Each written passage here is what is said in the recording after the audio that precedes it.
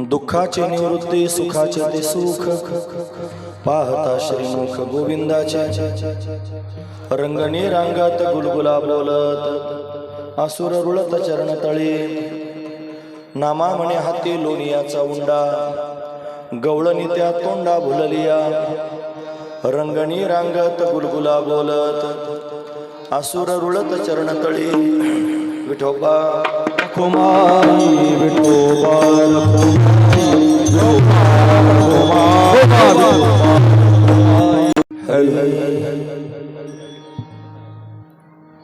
दुःखाची निवृत्ती सुखाचे ते सुख पाहता श्रीमुख गोविंदाचे रंगणी रांगात गुलगुला बोलत असुर रुळत चरणतळी प्रस्तुत प्रसंगी कीर्तन रूपी सेवेकरिता निवडलेला अभंग बाल भागवत श्री संत नामदेव महाराज यांचा 3 चरणांचा आणि भगवान श्रीकृष्ण परमात्म्याची बाललीला वर्णन करून सांगणाऱ्या अशा पद्धतीचा अभंग आहे। या अभंगामध्ये श्री संत नामदेव महाराज आपल्याला काय प्रतिपादन करून सांगतात तत्पूर्वी आपण एकदा संतांना नमन करू। श्री संतांचे माथा चरणावरी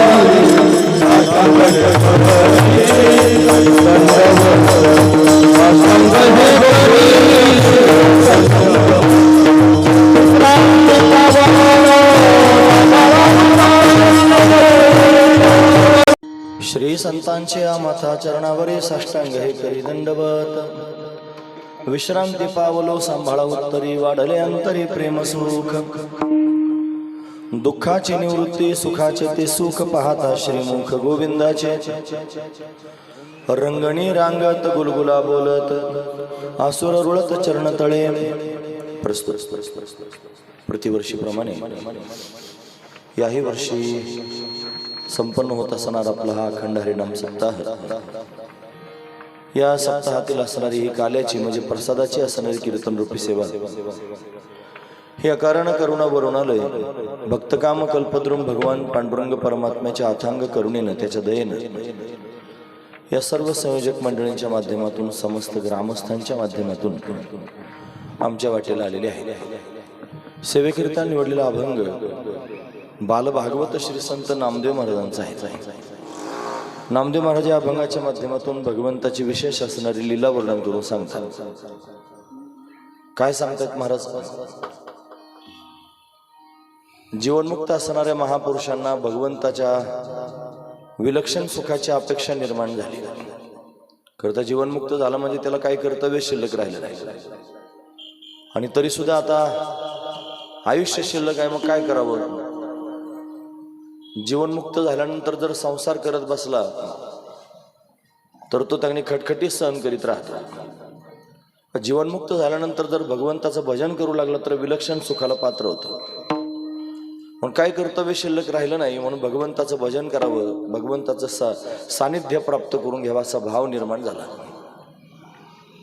त्यांनी अट्टहास केला, साधना केली, भगवान प्रगट झाला। काय पाहिजे म्हणे? काय नाही, तुझी संगती पाहिजे देवा, तू भेटला पाहिजे, बोलला पाहिजे, तुझ्या संगतीत यावं असं वाटतं। भगवान म्हणलं ठीक आहे, मग मी तुम्हाला माझं सानिध्य प्राप्त करून देऊ शकतो, तुम्ही द्वापार युगामध्ये आणि ब्रजभूमीत प्रगट व्हा।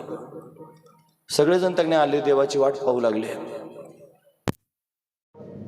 येतो म्हणला होता पण अजूनही येत नाही। या सगळ्यांचा त्यांनी महाराज भाव उत्कट झाला, विलंब लागू लागला। का बरं परमात्मा येत नाही? मग मात्र व्याकुळता निर्माण झाली। त्या व्याकुळतेने हे दुःखी झाले, अंतःकरण दुखावलं गेलं की अजून देव येत नाही। मग त्यांची ती व्याकुळता भगवंतानं जाणली, त्याला सगळ्यात जास्त ती व्याकुळताच आवडते महाराज। म्हणून तो ती व्याकुळता पाहून आणि अवतार घेऊन यायचं त्याने ठरवलं। तो कृष्ण रूपानं प्रत्यक्ष प्रगट झाला। तो जसाच प्रगट झाला सगळेजण त्याला पाहण्याकरिता येऊ लागले आणि सगळ्यांना त्याचं दर्शन झालं। त्या दर्शनानं काय झालं असेल तर त्याच्या वियोगामध्ये झालेलं जे दुःख आहे ते दुःख संपून गेलं, दुःखाची निवृत्ती झाली। आणि त्याला पाहून सुखालाही सुख प्राप्त व्हावं अशी अवस्था निर्माण झाली. दुःखाची निवृत्ती, सुखाचे ते सुख कशामुळे झालं? पाहता श्रीमुख गोविंदाचे, गोविंदाचं श्रीमुख पाहिलं आणि त्याच्यामुळे हे सगळं त्याने घडलं. मग तो एवढंच त्याने त्या जीवनमुक्तांना मुख दाखवायला आला का? म्हणून नाही, तो त्या लीला करण्याकरिता त्यांच्या समोर प्रगट झाला. काय लीला करू लागला? म्हणजे रंगणी रांगत, रंगणी म्हणजे अंगणात रांगू लागला, गुलगुला बोलत गुलगुलू बोलू लागला. आणि एवढंच करतो असं नाही, आसुर रुळत चरणतळे, पायाखाली आसुरांनाही मारू लागला. म्हणून दिव्य असणारे हे चरित्र भगवान अशा पद्धतीने करू लागला. सगळ्याच लोकांना आपलंसं करण्याकरिता विविध लीला करतोय. गोपाळांना गोपिकांना वेधून घेण्याकरिता त्यानं अनेक लीला केल्या. हातामध्ये लोण्याचा उंडा घ्यावा, तोंडाला लोणी लागलेलं असावं, सगळ्या गावात त्यानं गोपाळांच्या नावानं हाक मारत फिरावं आणि सगळ्या गावानं त्याला पाहण्याकरिता त्यांनी यावं, त्याच्या मुखकमलाला पाहावं आणि त्या गोपिकांनी स्वतःला विसरून जावं. हे नामा म्हणे हाती लोणियाचा उंडा, गवळणी त्या तोंडा भललिया, गवळणी त्याच्या मुखाला पाहून बोलून गेल्या, स्वतःला विसरल्या. अशी दिव्य अवस्था गोकुळवासी लोकांना भगवंताच्या दर्शनानं झाली. आणि ती अवस्था श्री संत नामदेव महाराज या अभंगाच्या माध्यमातून वर्णन करून सांगतात. असा अभंगाचा सरळ अर्थ पाहण्याचा आपण प्रयत्न केला. दुःखाचे निवृत्ती, सुखाचे ते सुख पाहता श्रीमुख गोविंदाचे, रंगणी रांगत गुलगुला बोलत, आसुर रुळत चरणतळे.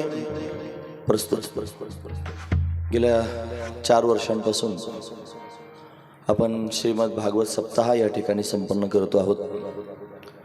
नाथांच्या दिव्य प्राकट्याच्या निमित्ताने आणि आपण हा सोहळा त्यांनी अतिशय आनंदानं संपन्न करतो. या वर्षीच्या सोहळ्याची सांगता ही काल्याच्या कीर्तनानं त्यांनी होत आहे. काल्याचं कीर्तन म्हणलं की भगवान श्रीकृष्ण परमात्म्याची लीला श्रवण करत जावे. काला शब्दाचा अर्थ जर पाहायचा ठरला तर काला म्हणजे एकरूपता, एकरूप होणं याचं नाव आहे काला. कोणी कोणाशी एकरूप व्हायचं? म्हणजे जीवाने परमात्म्याशी एकरूप व्हायचं, याचं नाव आहे काला.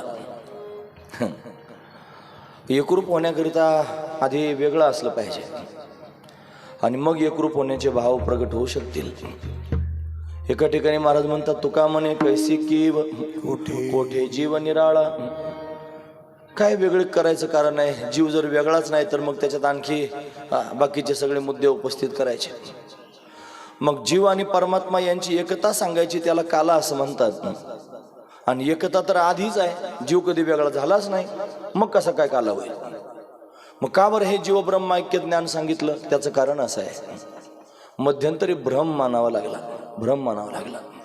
काय भ्रम मानावं लागलं? की बाबा मी सच्चिदानंद स्वरूप आहे, हा बोध प्राप्त होण्याच्या आधी अविद्येनं जी गर्त त्यांनी घातली, जी कल्पना निर्माण झाली आणि अविद्या निर्माण झाली, त्यानं त्यांनी महाराज एक पडदा टाकला आणि त्या सच्चिदानंद स्वरूपाच्या ठिकाणी जीवापणा प्रतीतीला आला. मी म्हणतो असं नाही, महाराज म्हणतात कल्पना अविद्या त्याने झाला जीव, मायोपाधी शिव बोली जे ते. कल्पनेनं आणि अविद्येनं जीवपणा आला नाही तर तो शिवच आहे. मायेच्या उपाधीनं त्याला शिव म्हणण्याची वेळ आली नाही तर तो सच्चिदानंद रूपच आहे. म्हणून त्यांनी शबल ब्रह्म असा शब्द तयार झाला. शबल ब्रह्म म्हणजे काय? मायेची उपाधी लागली, अंतकरणाची उपाधी लागली, म्हणून शबलत्व त्याच्या ठिकाणी आलं. त्याला त्यांनी सौपाधिक ब्रह्म म्हणू लागले, शबल ब्रह्म म्हणू लागले, ईश्वर म्हणू लागले, परमात्मा म्हणू लागले, देव म्हणू लागले, शिव म्हणू लागले. ही सगळी नावं त्याला प्राप्त झाली. तो एकच आहे आणि त्याला नावच नाही. पण मायेचा पगडा असा आहे महाराज की त्या मायेच्या प्रभावानं त्याच्या ठिकाणी हे शबलत्व आलं. तीच त्याने महाराज अविद्येच्या रूपानं संग करू लागले, त्याच्याशी त्याला जीवपणा, जीव असं नाव प्राप्त झालं. मग त्याला काय स्वरूपाचं ज्ञान प्राप्त करण्याकरिता निघाला. मग मला ज्ञान प्राप्त करून घ्यायचं, स्वरूपाची प्राप्ती करून घ्यायची जीवाला. मग त्यानं अट्टहास केला, ईश्वराला काय आवश्यकता नाही, तो मुक्तच आहे. त्याची उपाधीच वेगळी आहे. महाराज म्हणतात, कान्होबा तुझी घोंगडी चांगली, आम्हा सिका दिली वांगली रे. त्याची घोंगडीच चांगली आहे महाराज, तिच्यामध्ये काही बाकीच्या खटखटी नाही. आपली म्हणते वांगली 9 ठिकाणी फाटून गेली, ती तो आमाशी दिधली रे. म्हणून अशी त्यांनी घोंगडी आपल्याला प्राप्त झाली. पण आपण जीवदशेला त्याने आलो आणि मग तो जीव त्याने महाराज स्वरूपाच्या प्राप्तीकरिता अट्टहास करतो, जे त्याला प्राप्तच आहे. मग ही प्राप्ताची प्राप्ती आणि नित्य निवृत्तीची निवृत्ती, प्राप्ताच्या प्राप्तीकरिता त्याने त्याचा अट्टहास आहे. महत्वाचा विचार आहे. म्हणजे मावशीच्या नाकात नथ होती आणि ती नथ त्याने महाराज तिला रोज चहा प्यायची सवय. पूर्वी थाळ्यात चहा प्यायच्या मावश्या, आणि ती नाकात गोल बांगडीसारखी नथ घातलेली आणि ती चहा पिण्याकरिता त्याने तयार झाली का ती नथ सगळ्यात आधी त्याच्या हात बुडायची. मग तिने एका हातानं वर धरायची नथ आणि एका हातानं थाळा धरून चहा प्यायचा. तिला जरा असं वाटलं की मोकळ्या मनाने चहा प्यावा. नथ काढून ठेवते म्हणली, काढली गळ्यातल्या मंगळसूत्रात अडकवली, मोकळ्या मनाने चहा पिले. चहा पिऊन होतो नाही कुठं तर तिची लेक आली महाराज. आता लेक म्हणजे फार आवडीचा विषय असतो बायकांचा. आणि ती आल्यानंतर फार त्यांनी प्रेम उचंबळून आलं, तिच्याशी गप्पा मारायला लागली. अशी गप्पांमध्ये रंगली की दुपारच्या चहाची वेळ झाली 4 वाजता. परत एकदा चहा आणा म्हणले, आणला चहा. चहा प्यायला सुरुवात केली आणि सगळ्यात आधी संस्कारानुसार हात नाकाजवळ गेला नथ धरण्याकरिता. वर नथ धरायची चहा प्यायचा. पण ती नथच त्याने हाताला लागेना महाराज. तिला कळेच ना कुठे गेली नथ. म्हणले हरवली माझी नथ. तिचे ध्यानातच राहिलं नाही, गळ्यात अडकवलेली आहे म्हणून लक्षातूनच गेलं तिच्या. मग हरवली म्हणली, मला माझी नथ हरवली, माझी नथ हरवली. आता लेकीचं सुद्धा मनातून निघून गेलं. नथ म्हणजे सोन्याची होती ना महाराज. माझी नथ हरवली, याला विचारते तू पाहिली का, त्याला विचारते तू पाहिली का. सगळेजण त्यांनी महाराज शोधाशोध करायला लागले. तिची नात होती छोटीशी, पळत पळत आली. म्हणली अगं आजी नथ आहे. नथ आहे म्हणल्यावर तिला जरा बरं वाटलं महाराज. याला परोक्ष ज्ञान म्हणायचं. नथ आहे, तिला बरं वाटलं. कुठे आहे म्हणलं, लवकर सांग. म्हणे तुझ्याच गळ्यात अडकवलेली आहे. मग म्हणली सापडली सापडली. मग सगळ्यांना सांगायला लागली माझी सापडली बरं का नथ. तुम्ही मला सांगा तिची नथ हरवली होती का? नाही.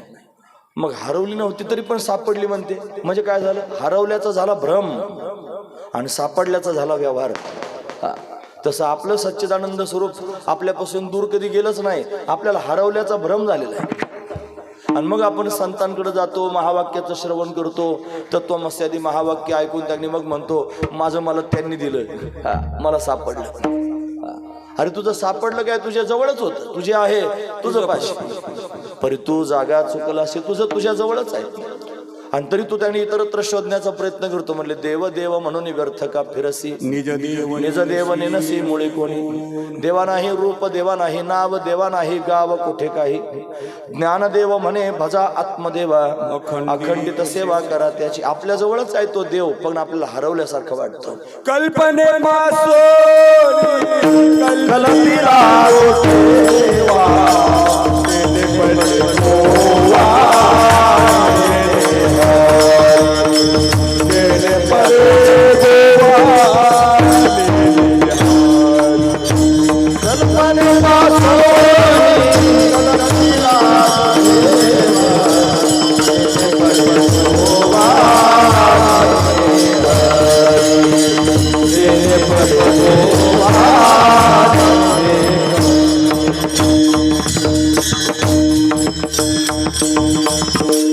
कल्पना निर्माण झाली आणि कल्पनेपासून या सगळ्या गोष्टी पुढे निर्माण झाल्या महाराज. गोवा पडणे म्हणजे विसर पडला. कौन एको भ्रमलेपणे मी नव्हतो, मी तो नव्हेगा चोरलो म्हणे. भ्रम पडल्यामुळं तो म्हणला मी तो नाही, म्हणून त्यांनी माझं स्वरूप माझ्यापासून हरवलेलं आहे. ते हरवलं नाही, आपल्या जवळच आहे. म्हणून त्याचा शोध घेण्याकरिता हरपले आपण आपे पावे, ते या संता ते पाहता की वसावे, मनोने ऐकावे वानावे तेची सदा, असं म्हणतात ज्ञानोबा आहे.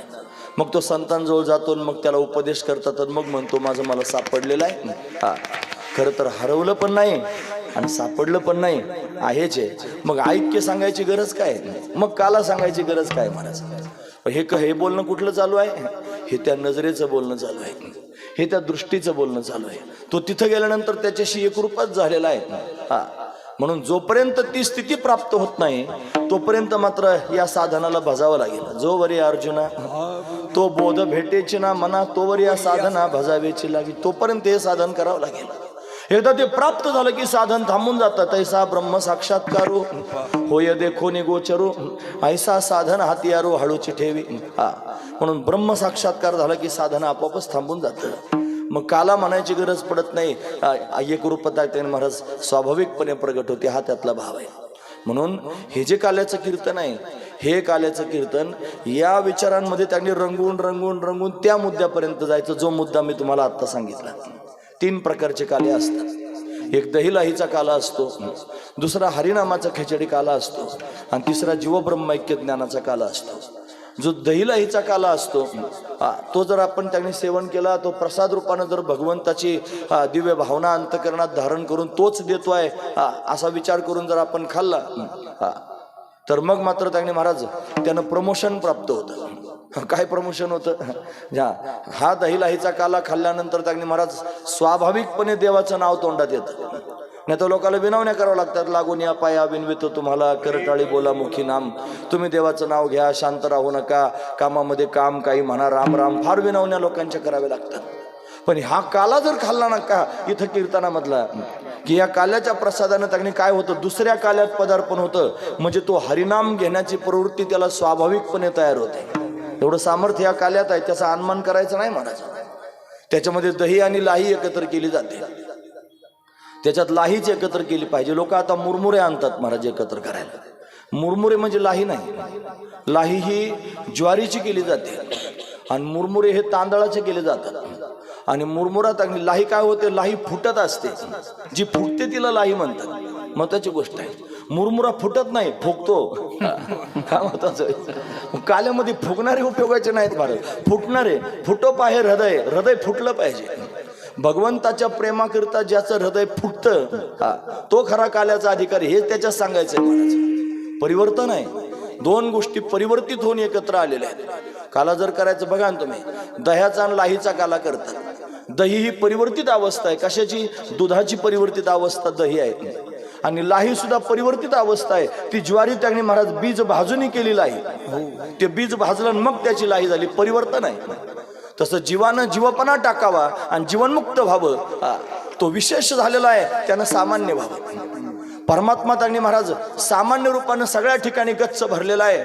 तो जर काला करण्याकरिता यायचा असेल तर त्यानं विशेष व्हावं, त्यानं सगुण साकार होऊन आपल्या समोर प्रत्यक्ष प्रगट व्हावं, त्यानं सामान्यत्व टाकावं, त्यानं विशेष व्हावं. आणि आपण विशेष झालेलो आहोत, आपलं विशेषत्व टाकावं आणि सामान्य व्हावं, बस. मग काला होत असतो. हेच लक्षण आहे दह्याचं आणि लाहीचं. ही दहीलाही अशाच पद्धतीनं पाहिली पाहिजे. म्हणून दहीलाहीचा काला हे रूपकात्मक आहे, आणि तो भगवान त्यांनी देतो असा विचार करून जर घेतला ना तर मग मात्र त्यांनी जीवन भगवत चिंतनाकडे जातं. मग स्वाभाविकपणे नामचिंतन व्हायला लागतं. ते नामचिंतन एकदा स्वाभाविक झालं ना महाराज की ते सगळ्या पापातापाला निर्मूळ करून टाकतं. मग तो ज्ञानाचा अधिकारी होतो. त्याच्या ठिकाणी बोधाचा अधिकार तयार होतो. बोध काय कोणाला द्यायचा असतो का? रस्त्यानं आला लगेच त्याला लगेच अनुग्रह दिला झाला मुक्त, असं नाही होत महाराज. तो सगळ्यात महत्वाचा मुद्दा आहे. माझं तुमचं मत एकच आहे महाराज, खरं सांगतो. म्हणून असाच विचार आहे, लक्षात घेण्यासारखाच मुद्दा आहे. नाही तर आता दुकानं फार आहेत महाराज, आलं की लगेच ताबडतोब देतो मोलावीनं सर्व वस्तू प्रमाण देऊन मोकळे आहेत. अनाधिकाऱ्याला ज्ञान होत नसतं. लोकांना लग्न झालं का मुलगा व्हावा वाटतो, मुलगी व्हावं नाही वाटत कोणाला. आणि मुलगी झाली की टेन्शन घेतो, तो म्हणतो मला मुलगी झाली. मग आता काय मुलगी का हो नाही, तिचा खर्च असतो, शाळा शिकवायची, तिला आमकं करायचं, तिचं लग्न कार्य करायचं, खर्च होतो फार जास्त. मुलगी झाली 2-4 वर्षाची मुलगी झाली आणि झालं घाबरा म्हणलाय मुलीचं लग्न करावं लागेल. मुलीचं लग्न 4 वर्षाच्याच मुलीचं लग्न करायला तयार झालं खरंच. आणि नवरदेव पाहायला चांगला दष्टपुष्ट मस्तपैकी शेजारच्या गावातला आला बैलगाडी घेऊन, सगळं वऱ्हाड त्यांनी आलं. त्या 4 वर्षाच्या लेकराचं त्या नवरदेवावर लग्न करून दिलं. आणि लग्न झाल्यानंतर आता मुलीची बोळवण करायची. तिला काय कळतं महाराज, लग्न बोळवण नवरान काय तिला समजायचं तपास नाही. मग आता ती नवरीची बोळवण त्यांनी केली, तिला गाडीत बसवलं बैलगाडी. तो नवरदेव गाडी हाकायला बसला आणि ती गाडी त्यांनी धडाधडा, आता ते रुबाबात नवरदेव म्हणलं तो कशाला कमीपणा आणि तर धडाधडा गाडी त्यांनी चालायला लागली. आता ती आदळापट गाडीची होती, पोरगी मागं बसलेली छोटीशी. ती म्हणायची ए दादा, अरे गाडी हळू चालव ना, ए दादा. आता तिचा दादा होता का दादल्या होता तो, दादा होता मला, तरी त्याला दादा म्हणत होती. का म्हणत होती? अरे तिला काय माहिती दादल्या कशाला म्हणतात. तिला फक्त सामान्य लेकरू, त्याला संसाराचं ज्ञानच नाही. आणि ज्याला संसाराचं ज्ञान नाही त्याचं लग्न करून दिलं, तुम्ही कशी संसार करीत दिले, हा महत्वाचा विचार. तसं ज्याला त्यांनी बोधापर्यंत जाण्याचा अधिकारच झाला नाही त्याला तुम्ही डायरेक्ट जर बोध सांगत असाल कसा जाईल होतो. जे सायासे स्तन्य सेवी ते कोण केवी जीवी. जे सायासानं स्तनपान करतं त्याला तुम्ही फार कोट्याधीश मनुष्य होता आणि त्याला मुलगा झाला आणि तो असा आनंदी झाला, तुम्हाला चला लाडू पेढे गुलाबजाम बासुंदी सगळं आणा म्हणला, मला पोरग झाले त्याला खाऊ घालायचं. आणि नुकतंच जन्मलं लेकरून त्याला बासुंदी पाजली, जगल का मरल ते. ते सायासानं स्तनपान करतं त्याला बासुंदी कशी पचल महाराज, त्याला जिलेबी लाडू कसे पचतील. तसा अधिकार तैसा करू उपदेश, साहे ओझे जे असं तैसे देऊ. ज्याला जसं सहन होईल तसं देऊ. अधिकार तैसा दावियाला मार्ग, चालत आहे मग कळो येते. म्हणून जीवब्रह्मैक्य ज्ञान प्राप्त करण्याकरिता अधिकार व्हावा लागेल. अनाधिकाराला ते ज्ञान प्राप्त होत नसतं महाराज. म्हणून भगवत नामचिंतन असं साधन आहे की ज्या माध्यमातून पाप जळतं, पुण्य प्राप्त होतं. तो मोक्ष रेखे आला म्हणजे त्यांनी मोक्षाचा अधिकारी होतो. म्हणून त्यांनी मग साधूचा अंग केला हरिभक्त. आधी मोक्ष रेखे आला म्हणलंय, मग साधूचा अंग केला म्हणलंय. आधी डायरेक्ट साधूचा अंकित नाही, आधी मोक्ष प्राप्तीचा अधिकारी झाला. तो नामचिंतनानं अंतकरण शुद्ध स्थिर होतं, पवित्र होतं. ईश्वराला कळतं सर्वज्ञ आहे ईश्वर. मग तो ईश्वर कृपा करतो महाराज, तो स्वतःच गुरु रूपानं जीवनात येतो. ऐसे कर्म साम्य दशा जी होय जेथ विरेशा, तै सद्गुरु अपैसा भेटेचे की आपोआपच सद्गुरु भेटायला येतात. आणि मग त्याने महाराज त्याच्यावर कृपा करतात, त्याच्या मस्तकावर हात ठेवतात. मग सगळी प्रक्रिया आपोआप होते महाराज. वापसा झाल्यावर कोणता शेतकरी थांबतो खरं सांगा तुम्हाला. म्हणजे मढे झाकून या करी ती पेरणी. एखादं मड जरी घरात पडलं असलं तरी तो म्हणतो वापसा गेल्यावर काय करायचं, मग पुढच्या वर्षी काय खायचं, थोड्या वेळ थांबा अंत्यविधी नंतर करू, आधी पेरून घेऊ. वापसा झाला की पेरलंच पाहिजे. तसं एखाद्याच्या अंतकरणाची स्थिती निर्माण झाली की ईश्वराला कळतं ईश्वर चांगला पेरणार आहे महाराज. तो गुरु रूपाने येतो. आपणची देव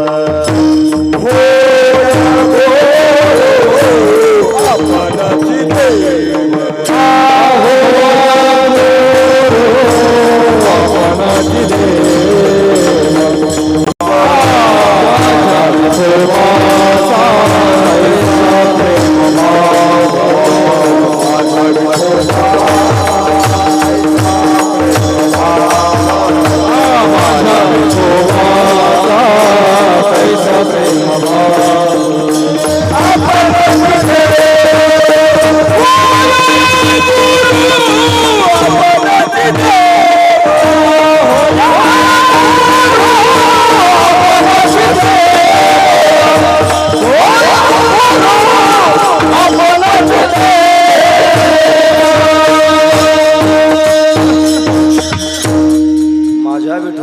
कैसा प्रेम भाव.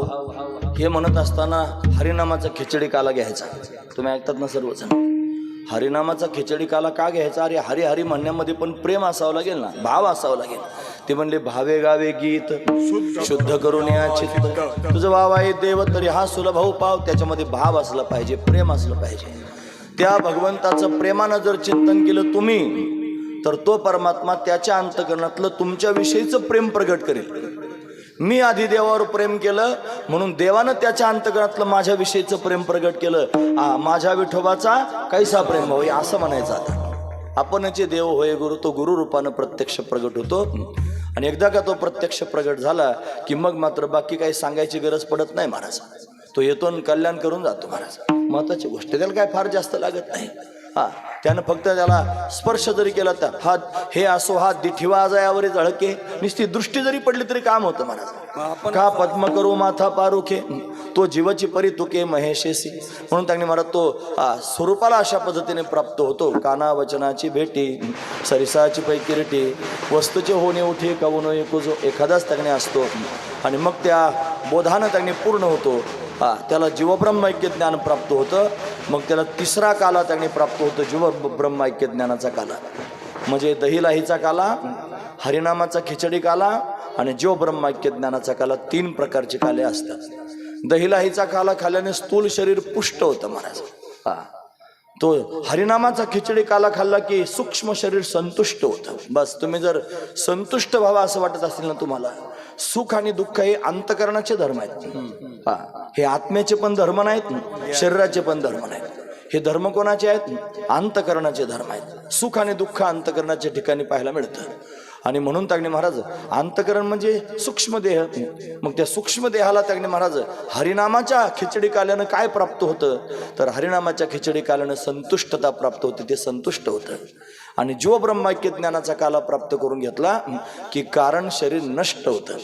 हे कारण म्हणजे काय, जन्माला येण्याचं कारण अज्ञान अविद्या ही तागणे महाराज नष्ट होऊन जाते. पण अशा पद्धतीने 3 प्रकारचे काले प्राप्त झाले.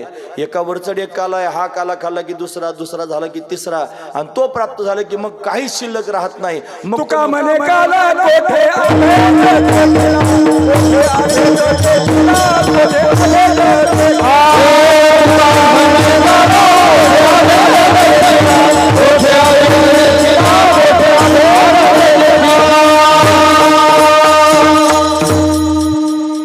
तुका म्हणे काला कोठे म्हणजे जिथं जिथं काला तिथं तिथं अभेद देखील हे म्हणण्याचं तात्पर्य.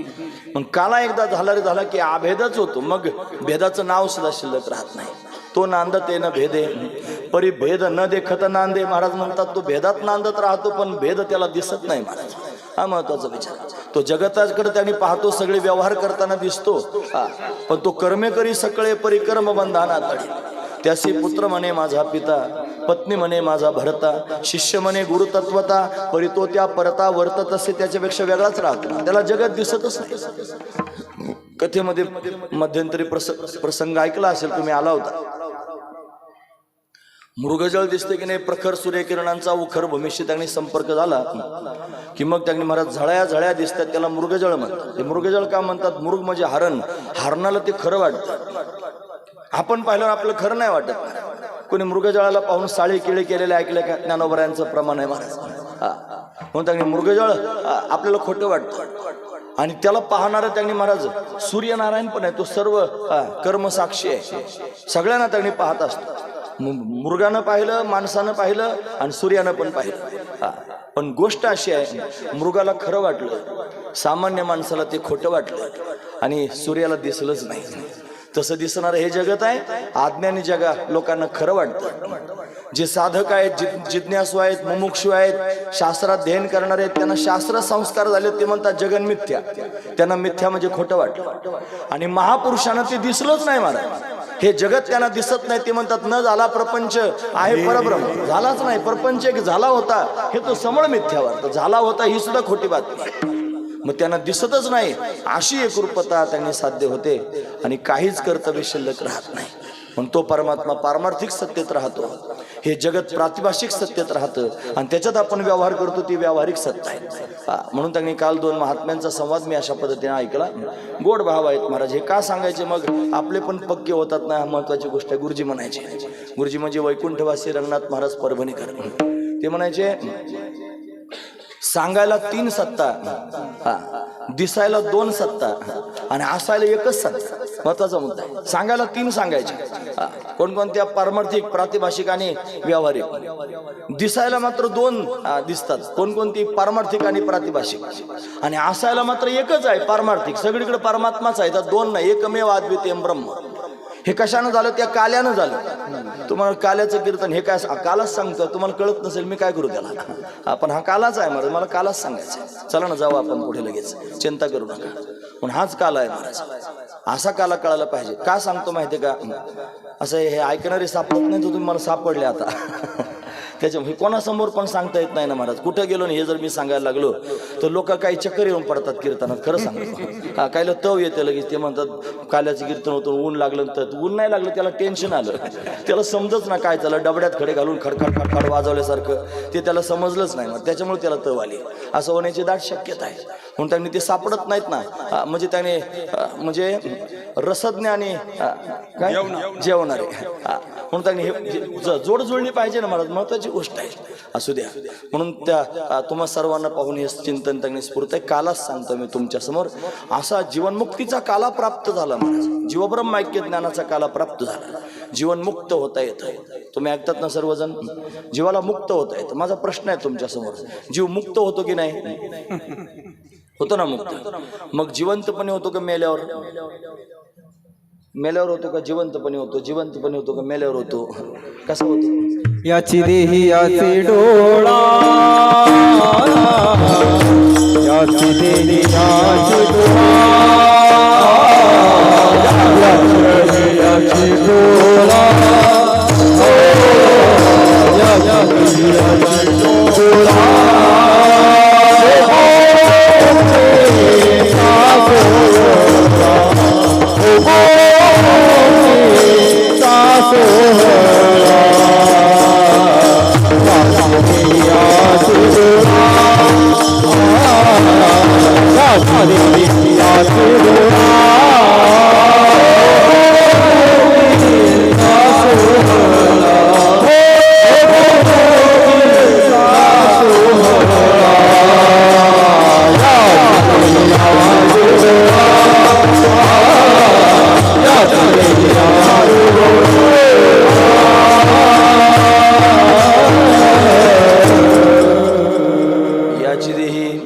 याची डोळा भोगो मुक्तीचा सोहळा. काही लोक म्हणतात मेल्यावर मुक्त होत आहे. मोक्ष मेल्या पाठी आम्हासी होईल, ऐसे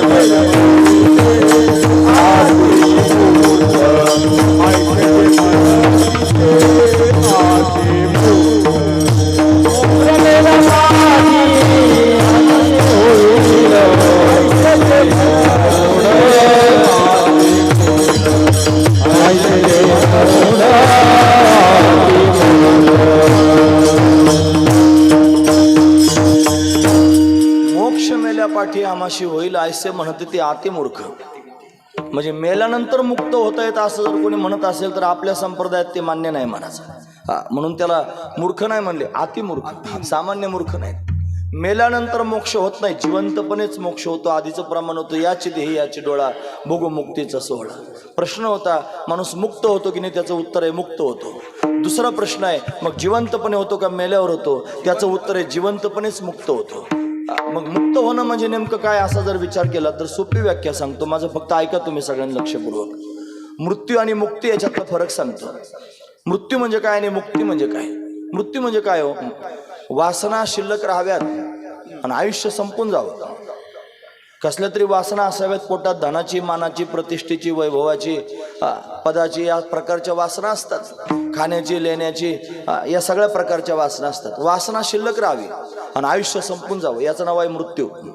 आणि मुक्ती म्हणजे काय, जिवंतपणे सगळ्या वासना संपून जाव्यात आणि आयुष्य शिल्लक राहावं, याचं नाव आहे मुक्ती. फार मोठा दिवसच्या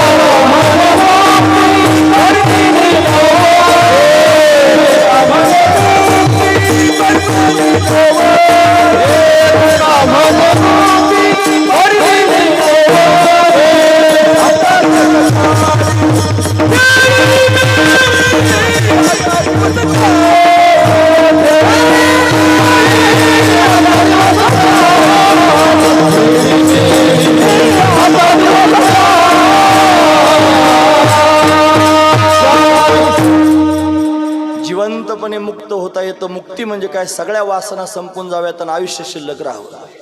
असं बुवा बोलायला लागला. समळ ज्याची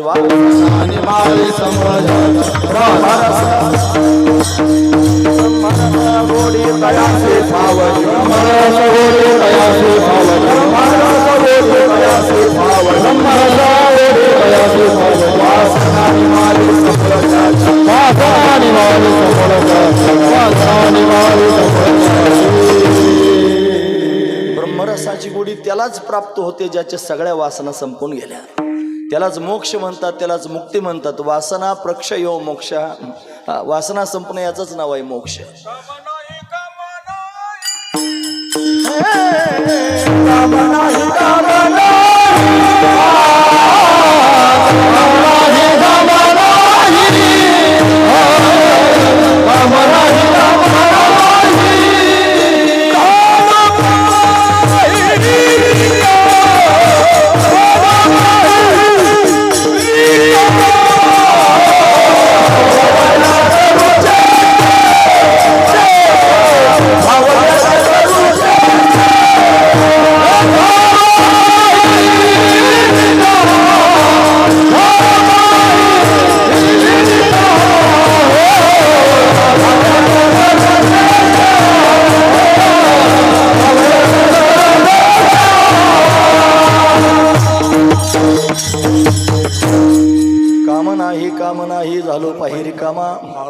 भावल्या त्या करू चेष्टा निश्चळ द्रष्टा बैसोनी.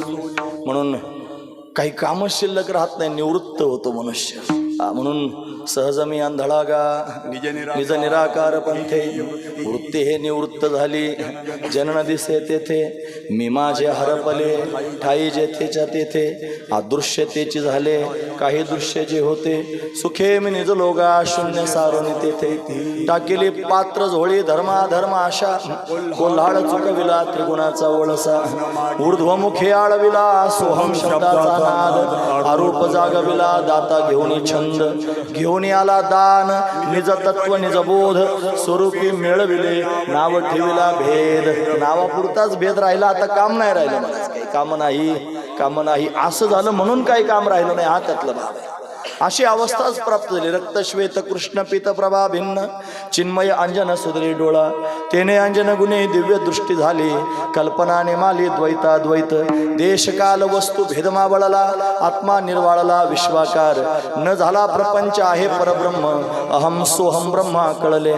तत्वमसी विद्या ब्रह्मानंदी सांग. त्याची झाला अंग तुका आता. अशी अवस्था प्राप्त झाली. अगा चौथे याचे ठाई आता काही करण्याची नाही. त्याला काही करायचं शिल्लक राहिलं नाही. अशा स्थितीत गेले म्हणजे जीवनमुक्त झाले. असं बुवा बोलायला लागला की आपले पण पानं तपासून घ्यायचे आणि स्वतःला प्रश्न विचारायचा की आपल्या काही वासना अडकल्यात का कशात. कारण हे प्रॅक्टिकलच आहे. डायरेक्ट हातच्या कंकणाला आरसा कशाला. मग ते त्या कोणाकडे तरी जायचं आणि बघा ना माझ्या वासनाच्या. तो काय बघेल तुझं, तू सांग तुझ्या पोटात काय शिल्लक आहे. पण आपलं आत्मपरीक्षण करायचं, याच्याकरताच कीर्तनातून हे ऐकायचं असतं मला. पण आत्मपरीक्षण करावं, विचारावं स्वतःच्या मनाला तुझं कुठं घोंगडं अडकलंय सांग. आणि जिथं अडकलं असेल ते तुला बंधनाला कारणीभूत होईल, मोकळं करून घे. असं त्यांनी समजून सांगता येतं. ज्या महापुरुषांनी अशी अवस्था प्राप्त करून घेतली आणि त्यांना काही कर्तव्य शिल्लक राहिलं नाही. आता हे 3 काले मी तुमच्या समोर सांगितले. आता त्यांनी महाराज त्या जीवनमुक्त अवस्थेमध्ये त्यांनी गेला आणि काही काम शिल्लक राहिलं नाही. मग आता काय करावं. मग ते भगवंताची भक्ती करण्याकरता तयार झाले. ते म्हणजे ज्ञान घेऊन गावा गोविंदू गा. आणि मग त्यांनी महाराज भगवंताची भक्तीच मधुर आहे. ती जीवनमुक्तीनंतर सुद्धा सुख प्राप्त करून देत असते. मुक्तीवरील भक्ती जाण म्हणून मुक्तीवरची असणारी भक्ती आहे. म्हणून नको ब्रह्मज्ञान आत्मस्थिती भाव. मी भक्त तू देव ऐसे करेन. ते म्हणले मोक्षपदे तुच्छ केली आकारणे. आम्हा जन्म घेणे युगायुगी. का विटे ऐसे सुख नो हे भक्तिरस. पुढता पुढती आस सेवावे. ते म्हणजे उपजून या पुढती येऊ. काला खाऊ दही भात. म्हणून त्यांनी दही भाताचा काला खाण्याकरिता परत जन्माला येऊ म्हणले. म्हणजे जीवनमुक्त झालेले आहेत, काही कर्तव्य राहिलं नाही. कर्तव्य अभावत असते ती निर्माण झाली. आणि मग त्यांनी महाराज भगवंताचं चिंतन करायला लागले. तपश्चर्यास केली महाराज. कशाकरिता. ही नाथा घरची उलटी खून आहे, पाण्याला मोठे लागली तहान. वळचळींचं पाणी ना आढ्याला गेलं म्हणतात.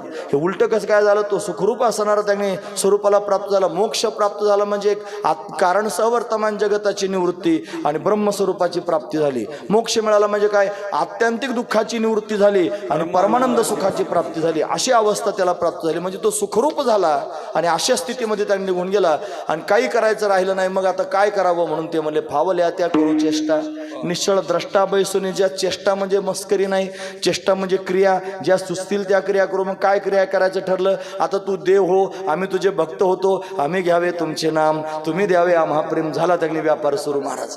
हा महत्वाचा विचार आहे. मग अशा पद्धतीने त्याला देव करून भक्त झाले आणि भक्त होऊन त्याची भक्ती करायला लागले महाराज. असा दिव्य असणारा भाव निर्माण झाला. भक्ती करायला लागले. भगवंताला त्यांनी चिंता पडली. अरे काही सामान्य आहेत का हे माझं भजन करतात. यावरी ही पार्था जो माझी या भजनी असता तया ते मी माथा मुकुट करी. म्हणून त्याला जास्त प्राधान्य देतो देव महाराज. हा महत्वाचा विचार आहे. गायगायनं त्यांनी भगवान प्रगट झाला. काय पाहिजे सांगा. म्हणे काय नाही देवा, आता काही मिळवायचंच राहिलं नाही ना. आता फक्त तू पाहिजे, तुझी संगती पाहिजे, तू दिसला पाहिजे, तू बोलला पाहिजे, तू आला पाहिजे, तुझ्या गळ्यात हात घातला पाहिजे, तुला तुझ्या ताटात बसून जेवता आलं पाहिजे. असं सगळं त्यांनी भाव आमच्या अंतकरणात प्रगट झालेले आहेत. पण आमच्यावर कृपा कर देवा, तुझी संगती प्राप्त करून दे. मग भगवंताला सुद्धा त्यांनी वाटलं आपल्याला सुद्धा असेच पाहिजे. त्याला दुसरे गडी जमत नाहीत महाराज. तो म्हणतो माझे गडी कोण कोण निवडा भिन्न यातून. म्हणून त्याच्यासारखेच असले पाहिजे. तो म्हणतो माझे आहे तैसे पाही नाही तरी घरा जाई. चोरोनिया माय नवनीता आणावे. म्हणून माझ्यासारखंच त्यांनी असलं पाहिजे. मग त्याचे जे भक्त आहेत त्याच्यासारखेच असतात. हरी तैसे हरीचे दास. नाही काही भय चिंता आस. काही भय नाही चिंता. पुढं काय धरुणी बळकट आस भक्तीची कास भक्तीची. म्हणून भक्तीची कास धरून आहेत महाराज. काही करायचं शिल्लक राहिलं नाही. मग भगवंताची भक्ती करायला लागले आणि त्या भक्तीमध्ये चिंब झाले. स्वतःला त्यांनी विसरून गेले. विसरण्याचं साधनच आहे महाराज भक्ती. हा महत्वाचं. कालच आपण ऐकलं, क्रियेनं नाश होत असतो, ज्ञानानं बाध होत असतो आणि भक्ती प्रेमानं विसर पडत असतो. मग जगाचा विसर पडण्याकरिता, स्वतःचा विसर पडण्याकरिता साधन जर काय असेल तर भगवंताची भक्ती आहे. म्हणून भक्तीचा स्वीकार केला. परमात्म्याच्या समोर विनंती केली, देवा तू आता आला पाहिजे आमच्यावर खेळण्याकरिता. देव म्हणला मला पण तुमच्यासारखेच पाहिजे होते, मी पण ललायत झालो, येतोच म्हणला. मी द्वापार युगाच्या शेवटी येणार आहे, व्रजभूमीमध्ये प्रगट होणार आहे, तुम्ही सगळ्यांनी तिथे या. ठीक आहे म्हणले. देव येण्याच्या आधी त्यांनी अशा पद्धतीने सगळेजण प्रगट झाले. कोणी गोपाळ झालं, कोणी गोपी झालं, कोणी गोमाता झालं, कोणी पक्षी झालं, कोणी वृक्ष झालं, हे कोणी माती झालं. तिथली माती सुद्धा त्यांनी अवतारी आहे महाराज. ती गोलोकधामातून भगवंतानं प्रगट केली 84 कोस व्रजभूमी. तिथलं त्यांनी वाहणारं पाणी सुद्धा अवतारी आहे. ती त्यांनी यमाची बहीण आहे यमी. तिच्याशी कोणी लग्न करीत नव्हतं म्हणून ती त्यांनी महाराज क्षीरसमुद्रात भगवंताकडे गेली. म्हणे देवा माझ्याशी कोणीच लग्न करीत नाही, तू तरी लग्न कर. देव म्हणला मी करतो. का जोड्याला जोड आहे मला. तो पण काळा आणि ही पण काळीच होती महाराज. यमाची बहीण होती सख्खी. यम पाहिला ना तुम्ही सगळ्यांनी? नाही बघू पण नका. त्याला पाहिलं की धोतार काळं पिवळं होतं म्हणतात. असं भयंकर असतो यम. म्हणून ती यमाची बहीण त्यांनी यमी. आता जुळे लेकरं सारखेच असतात. माणसाला बायको करा वाटते पण ती फार देखणी असावं वाटते. आता ही त्यांनी काळी उंच धिप्पाड त्यांनी असणार ही बायको, हिच्याशी कोण लग्न करेल? कोणी लग्न करायला तयार नाही. मग मात्र भगवंताकडे गेली म्हणे माझ्याशी लग्न करतो, मला मी तयार आहे. त्याला जोड्याला जोड सापडला. हा ठाईचाची काळा अनादी बहु काळा असा असणार. त्यानं लावियाला चाळा वेदा शिवमाय, वेदाला चाळा लावणारा हा काळा तिच्याशी लग्न करायला तयार झाला. तुम्हाला पण इथं नाही, द्वापार युगात ये, मग मी तुझा स्वीकार करीन. उद्विग्न होऊन हिमशिखरावर उडी मारली तिनं आणि तपश्चर्या केली. तिच्या देहापासून नदी तयार झाली, तिचं नाव आहे यमुना. त्या यमीपासून तयार झाली यमुना. यमाची बहीण आहे सख्खी. सूर्यनारायणाची कन्या आहे महाराज. तिला कालिंदी असं म्हणतात. आणि म्हणून ती त्यांनी वाहते आहे. देवाची वाट पाहते, देव कधी येणार आहे. तिथला डोंगर वाट पाहतो महाराज. डोंगर काही सामान्य नाही. त्रेतायुगामध्ये प्रभू रामचंद्रांनी राम सेतू तयार केला, समुद्रावर सेतू तयार केला. वानरांनी मोठे मोठे दगड आणले, पर्वत आणले. हनुमंतरायांनी पर्वत उचलून आणले. हा पर्वत त्यांनी हनुमंतरायांनी उचलला आणि उचलल्यानंतर त्यांनी घेऊन यायला लागले. पुढून एक वानर आला. तो म्हणला हनुमंता आता सेतू तयार झाला, याला नेऊन काय करायचं? म्हणजे राहू द्यायचोच. तो त्याच्या ठिकाणावरून उचलला होता आणि मध्येच आणून ठेवला. तो ठेवल्यानंतर त्यांनी तो पर्वत बोलायला लागला. म्हणला हनुमंता मला ठिकाणावरून उचलल्यावर किती आनंद झाला, तर रामाच्या कामाला निघालो आणि कुशाला अर्ध्यात सोडून दिला तर माझी काय चूक आहे? जर मी ठिकाणावर राहिलो नाही आणि कामाला पण गेलो नाही, मध्येच राहिलो, आता काय करू? त्यानं खंत व्यक्त केली. हनुमंतरायांना त्याची दया आली. म्हणे बघ आता सेतू झालेला आहे, मी तुला पुढे नेऊ शकत नाही आणि मागं तुला घेऊन जाणे इतका वेळ माझ्याकडे नाही. आता काय केलं पाहिजे? म्हणे तू इथंच थांब, मी तुला वचन देतो. म्हणे काय वचन आहे? हे त्रेतायुग आहे म्हणला. या त्रेतायुगामध्ये जसं मी तुला उचलून घेतलेलं आहे तसं पुढचं युग द्वापार युग आहे. त्या द्वापार युगामध्ये माझा भगवान कृष्ण रूपानं प्रत्यक्ष प्रगट होईल आणि जसं मी तुला उचललं तसं तो तुला उचलून घेईल. तू इथंच वाट बघत थांब. तो थांबला ना महाराज पर्वत, त्याचं नाव आहे गोवर्धन. तो देवाची वाट पाहतोय. हे वाट पाहणारे सांगतो मी तुमच्या समोर. लक्ष, हे अवतारी आहेत महाराज.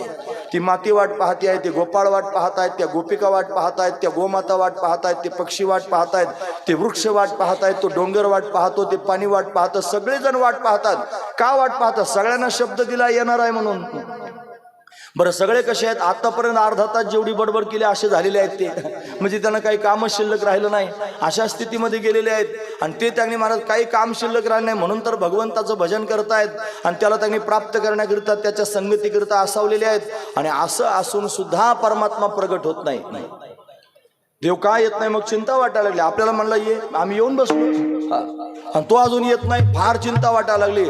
आता चिंतेचं रूपांतरण दुःखात झालं महाराज. किती वाट पाहतो देवा, किती वाट पाहावी रे. वाटोले पाहता शेनले डोळुले, दाविसी पाऊले कैव डोळा, तू माय माऊले कृपेची सावले, विठ्ठले पाहिले वास तुझी, काबा मोकलिले कोणा निरविले, कठीण कैसे झाले हृदय तुझे. तुका म्हणे माझ्या आसावाल्या बाह्या, तुझं क्षेम द्यावया पांडुरंगा. तुका म्हणे माझं लागलीशी भूक, धावून श्रीमुख दावे देवा. असे अनेक प्रमाणे पाहता येतील. म्हणून अशी अवस्था सगळ्या गोकुळवासी लोकांची झाली. रडायला लागले, व्याकुळ व्हायला लागले, वाट पाहायला लागले, कासावीस व्हायला लागले. त्याला हेच आवडतं म्हणा. कोणीतरी कासावीस झालेलं, व्याकुळ झालेलं त्याला फार आवडतं. आपण ऐकलं ना काल परवा कथेमध्ये. म्हणून त्यांनी ते व्याकुळ झाले पाहिलं, मग ठरवलं आता जायचं. काय निमित्त करून जावं? निमित्त केल्याशिवाय जाता येत नाही. मग पृथ्वीवर पापाचा भार झाला. कंसासारखे जरासंधासारखे जन्माला आले. ते त्यांनी सगळ्यांचा छळ करू लागले. ब्राह्मणाचा छळ व्हायला लागला, भक्तांचा छळ व्हायला लागला, गोमातेचा छळ व्हायला लागला. मग ते सगळे त्रस्त झाले. पृथ्वीनं त्यांनी विनंती केली. भगवंतानं आकाशवाणी सांगितलं, देवकीच्या गर्भाई येईल भगवान, रक्षिल ब्राह्मण गायी भक्त देवकी कंसाची चुलत बहीण ती देवकीचा विवाह वसुदेवाबरोबर करून दिला. विवाहात विघ्न आलेच्या पोटी आठवा येऊन तुला मारील. मग मात्र त्यांनी महाराज त्याने देवकीला मारहाण करायला सुरुवात केली. हात तू धरलं. वसुदेव दोघांना बंदीखान्यात टाकलं. यथाकाल देवकीला 6 लेकरं झाले. कंसानं त्यांनी मारले. कीर्तनाला उशीर झाल्यानंतर त्यांनी लवकर होतात आणि मरतात सुद्धा महाराज. ते झाले आणि त्यानं मारले. 7वा गर्भाला योगमायेनं पळवला. तिथं त्यांनी बलराम प्रत्यक्ष प्रगट झाला. अष्टम गर्भरूपानं परमात्मा त्यांनी प्रगट होणार आहे. देवकीचं तेज वाढायला लागलं. कंसाचं हृदय जळायला लागलं. 9 मास पूर्ण व्हायला लागले. देवदेवता गर्भस्तुती करण्याकरिता आल्या. सत्यव्रतम सत्यपरम त्रिसत्यम सत्यांचे योनिम नितंच सत्य सत्यस्य सत्यमृत सत्य नेत्रम सत्यात्मकम तम शरणम प्रपन्ना. देवतांनी स्तवन केलं. श्रावण महिना आला. वद्य पक्ष आला. अष्टमी तिथी आली. बुधवारचा दिवस आला. ग्रह नक्षत्र भगवंताला अनुकूल झाले. रोहिणी नक्षत्र त्यांनी आलेलं आहे. रात्रीचे 12 वाजे लख प्रकाश कारागृहामध्ये पडला. भगवंतानं दिव्य असणार रूप धारण केलं. 8 वर्षाची चतुर्भुज असणारी मूर्ती भगवंताची प्रगट झाली. वसुदेवाबरोबर भगवंतानं संवाद केला आणि मग भगवंतांनी सांगू लागले, हे बघ मी आलेलो आहे इथपर्यंत ठीक आहे, पण मला थांबायचं नाही, मग मला जायचं म्हणे. नंदाच्या घराला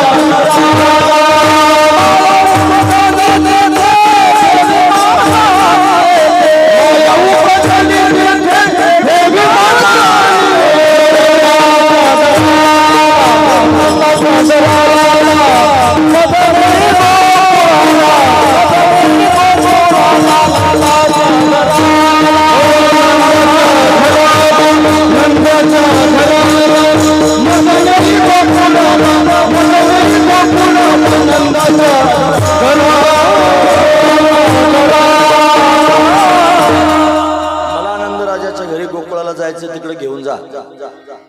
कौतुक आहे महाराज. आपण देवाकडे जायचं म्हणतो, याच्यात काय नवल आहे? देव म्हणतो मला त्यांच्याकडे जायचं, याच्यात नवल आहे. मला नंदराजाच्या घराला गोकुळाला जायचं. 2 शब्द वापरले, नंदाच्या घराला आणि गोकुळाला. का बरं 2? नंद तर वाट पाहतोच आहे, अख्खं गोकुळ वाट.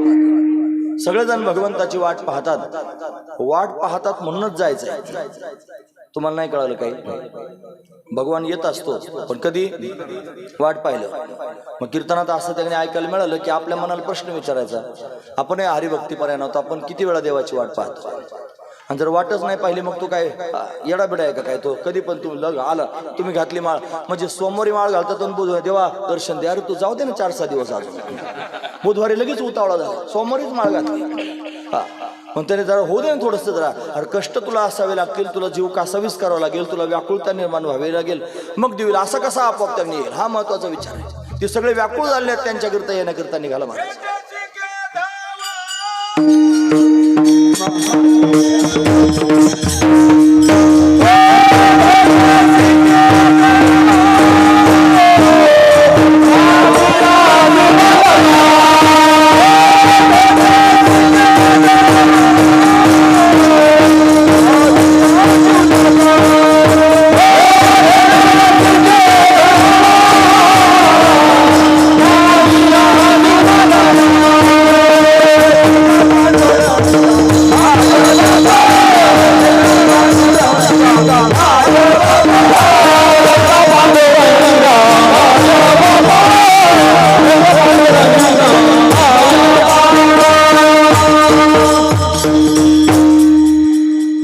दाटली उभारोनी बाहे नामा वाट पाहे रात्रंदीन भेटसे के धवा माझी जीव लगा येगा पांडुरंगा माय बापा कधी भेटशील देवा कधी कृपा करी सेनेने मज दिनाचे धावणे मी दिन होऊन तुझा धावा करतो देवा कधी भेटशील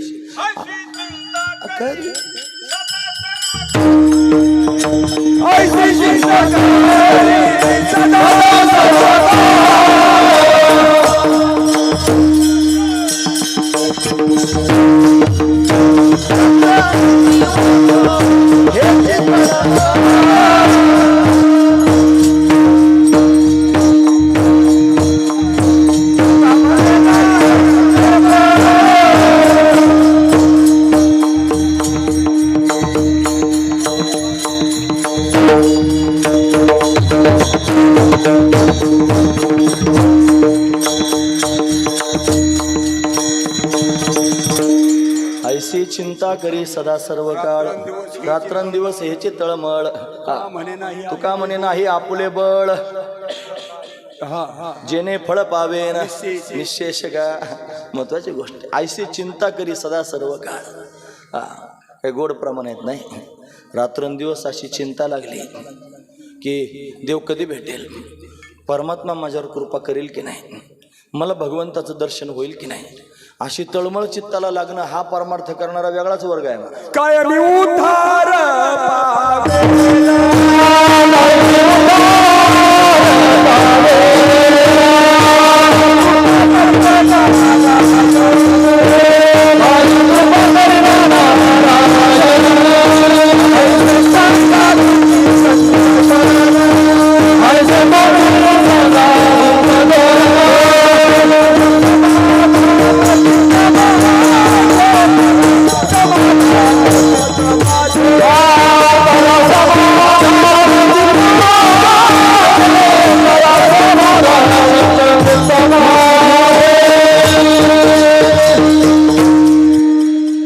उद्धार देव माझ्यावर कृपा करेल का मला मोक्ष प्राप्त होईल का या सगळ्या गोष्टी करता तळमळीची फार गरज असते महाराज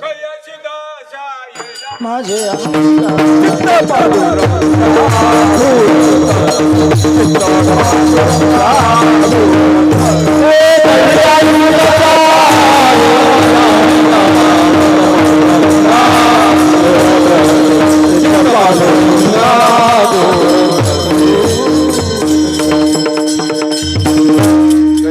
दशा येईल माझे अंगा चित्त पांडुरंगा झुरत असे किंवा झुरोनी पांजरा होप आहे आता येगा पंढरीनाथा माय बापा ते झुरोनी पांजरा होप आहे आता म्हणून मी झुरून पांजरा म्हणजे त्यांनी मरतुकडा झालो रे देवा आपण नाही म्हणायचं ते आपण कसं काय म्हणायचं आपण तर पावसानं वाढतो महाराज दिवसाला आपली अशी अवस्था आहे ते पांजरा झाले मरतुकडे म्हणून देव त्यांच्याकडे जायला निघाला का सांगतो कशा करता हे का चिंतन चाललंय की गोकुळातल्या सगळ्या लोकांची अशी अवस्था झाली होती की देव यावा म्हणून त्यांनी व्याकुळ झाले होते कासावीस झाले होते आणि भगवंताची वाट पाहून त्यांनी महाराज हट्टहास करत होते आणि दुःखी झाले होते हे देवाला कळालं म्हणून देव म्हणला नंदाच्या घराला मजनी गोकुळाला मग एवढा मोठा तुला कसं न्यायचं भगवान बालरूपात प्रगट झाले एक टोपली जवळ आली देवाला टोपलीत घातलं द्वारपाल झोपे गेले कुलप त्यांनी गळाले दरवाजे उघडले देवाला टोपलीत घेऊन डोक्यावर घेऊन रस्त्याने चालू लागले धो पाऊस पडू लागला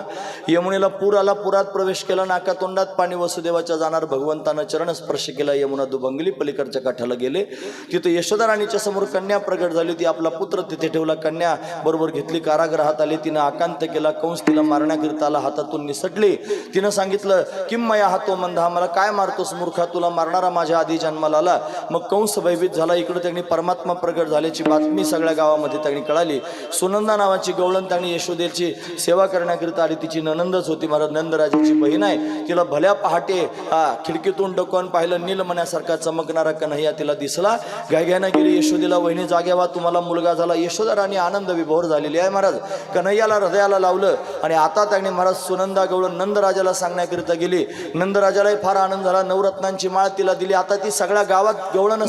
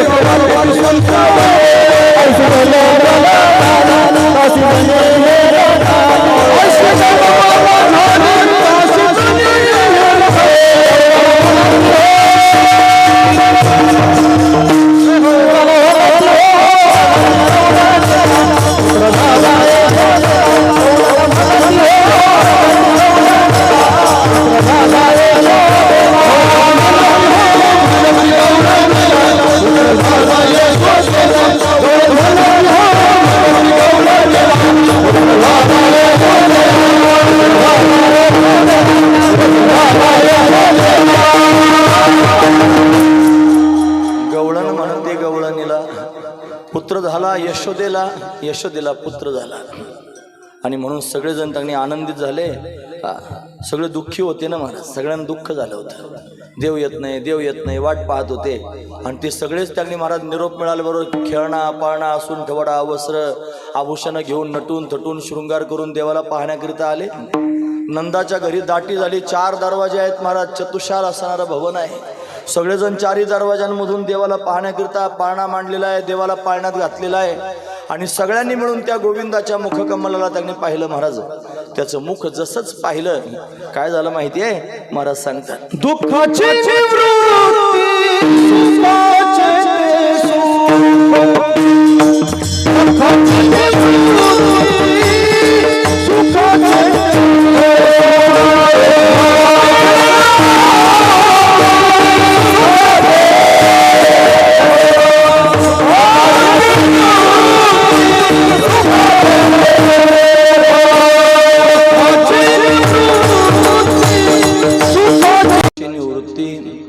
सुखाचे ते सुख, दुःखाची निवृत्ती झाली. कसलं दुःख होतं हे संसार दुःख नव्हतं. हे कसलं दुःख होतं, जन्म मरणाचं दुःख नव्हतं. हे दुःख कसलं होतं, अज्ञानाचं दुःख नव्हतं. नाही तर दुःखाची शृंखला सांगितली. दुःखाला कारण कोण, असं सांगितलं ना महाराज. दुःखाला कारण म्हणजे शरीर, शरीराला कारण कोण म्हणले त्यांनी धर्माधर्म म्हणजे पाप पुण्य. धर्माधर्माला कारण कोण म्हणजे रागद्वेष. रागद्वेषाला कारण कोण म्हणले अनुकूल प्रतिकूल ज्ञान. अनुकूल प्रतिकूल ज्ञानाला कारण कोण म्हणले भेदज्ञान. आणि भेदज्ञानाला कारण कोण म्हणले अज्ञान. म्हणजे त्यांनी अज्ञान हे सगळ्या दुःखाचं कारण आहे. सगळ्यात महत्वाचा विचार आहे. यांना दुःख झालं होतं, पण ते अज्ञानाचं दुःख नव्हतं. यांना दुःख झालं होतं ते भेदाचं दुःख नव्हतं. यांना जे दुःख झालं होतं ते संसाराचं दुःख नव्हतं. यांना त्यांनी दुःख झालं होतं ते वियोगाचं दुःख होतं. भगवान भेटला होता, भेटून सांगून गेला होता मी येणार आहे म्हणलं होतं. आणि वाट पाहत बसलो, अजून येईना ना महाराज. हे दुःख आहे आणि त्या दुःखात त्यांनी व्याकुळ झालेले आहेत महाराज. म्हणून त्यांनी त्या गोपी आपण रासलीच्या प्रसंगात पाहिलं ना महाराज. त्या कशा अवस्थेत आहेत महाराज. त्या म्हणतात जीवाची या जीवा, प्रेम भावाची या भावा, तुझं वाचून केशवा आणून आवडे. जीवे अनुसरलीये अजूनही का नाही. जीवे अनुसरले म्हणजे जीवच संपून टाकला तुझ्या ठिकाणी. जीवे अनुसरले अजूनही काय नाही. वेगे आणावा तो सय प्राणू माझा, अशी तिची अवस्था गोपीची झालेली आहे महाराज.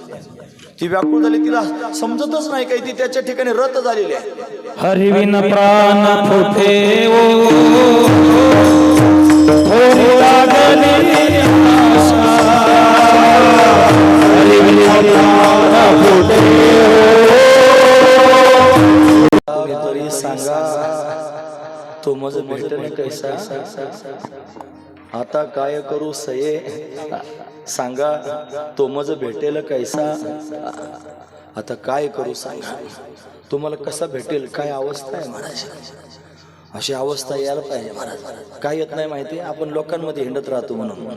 खरं सांग, मला कळालं आहे महाराज. हे लोकांमध्ये हिंडून ती अवस्था प्राप्त व्हायची नाही महाराज. इथं पोपटासारखं बोलायला येत आहे, कंबर बांधून बोलता यायला लागल्यासारखं बोलणं पण कला आहे महाराज. देवानं कला दिली की मग त्याला दम निघत नाही. मग तो बोलत राहतो, त्याला त्याच्यात फार छंद वाटतो आणि तो त्याच्यामध्ये अडकून पडतो महाराज. खरंच हा अडकाव आहे. मग हे तुम्ही म्हणता ते प्रमाण जर जीवनात उतरवायचं असलं तर त्याला डोंगर गाठायला पाहिजे, त्याला एकांत साधायला पाहिजे. मग त्यांनी म्हणायला पाहिजे देवा आता बघ ना, सगळं त्यांनी सोडून बाजूला झालं, आता येशील नाही. ते म्हणतात त्याचं सुख भोगायचं असेल तर परपुरुषाचे सुख भोगे जरी उतरून करी घ्यावेशीस, मुंडकं कापून हातात घ्यावं लागते. संसारा आगी आपुलीने हाते आणि लावणी मागू ते पाहू नये. तुका म्हणे व्हावे तैशापरी धीट आणि पतंग हा नीट दिपासू. हा पतंग धीट होतो, दिव्यावर झडप घालून जातो, जळतोच महाराज. तो म्हणतो मला बाकी काय कळत नाही. हसू व्हावं लागेल, बाजूला करावं लागेल सगळं, तर ही अवस्था प्राप्त होईल. ते दुसऱ्याला सांगतात म्हणे, सांगतो ते तुम्ही ऐकावे कानी, आमुचे नाचणे नाचू नका. जोवरी तुम्हाया मागिलांची आस, तोवरी उदास होऊ नका. तुका म्हणे काय वाया विन धिंद, पती ना गोविंद दोन्ही नाही. तर पती नाही गोविंद नाही, कशाला धिंडोरे जगात काढत बसायचे. हे या लोकांमध्ये हिंडत राहिलं तर संसार नाही. आणि यांच्या थेंडल्यामुळे देव नाही. मग काय करायचं मध्येच फजिता. कोणाला कोणाशी काय घेणार. देव त्याच्या मस्तीत मस्त आहे, लोक त्यांच्या मस्तीत मस्त आहे, आपलं काय. आपण मध्येच देवना संसार तुका दोहीकडे चोर अशी अवस्था होण्याची दाट शक्यता आहे.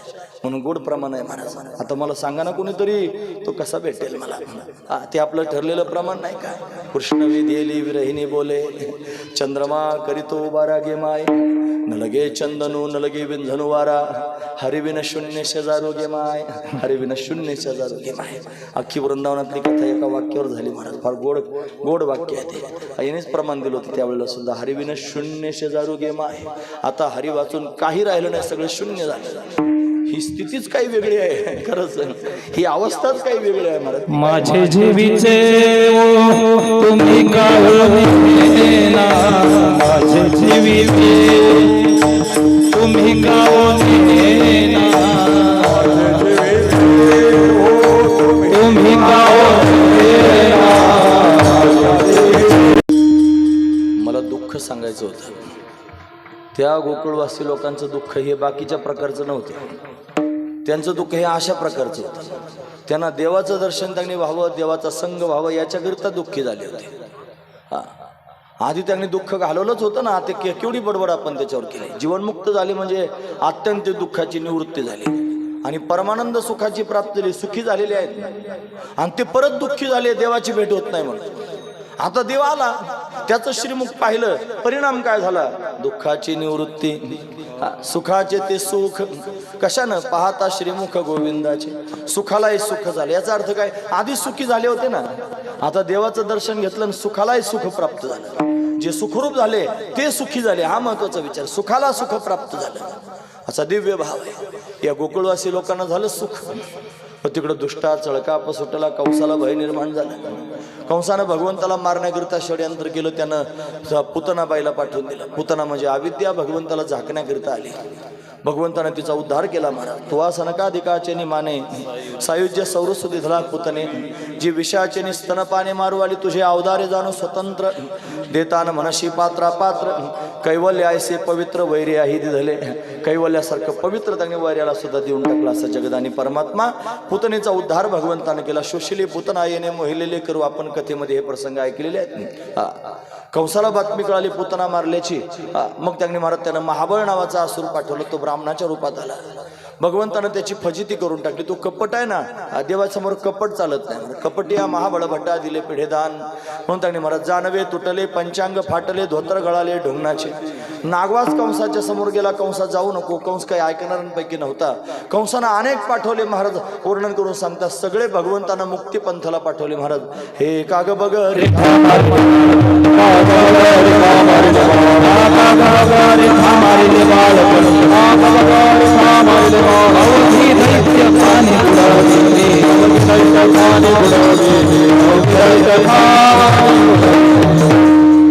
कागासूर मारला, आघासूर मारला, बघासूर मारला, रिटासूर मारला, व्योमासूर मारला, अरिष्टासूर मारला, केशयासूर मारला, कितीतरी मारले. एवढंच करण्याकरिता आला का म्हणे नाही. तो आनंद द्यायला आला ना भक्तांना. मग काय करू लागला. तो यशोदा राणीला, नंदराजाला, सगळ्याच लोकांना सुखी करण्याकरिता आला. त्यांना सुखी करण्याकरिता विविध लीला करू लागला. काय लीला करू लागला. तो यशोदेच्या अंगणामध्ये रांगू लागला. रंगणे रांगा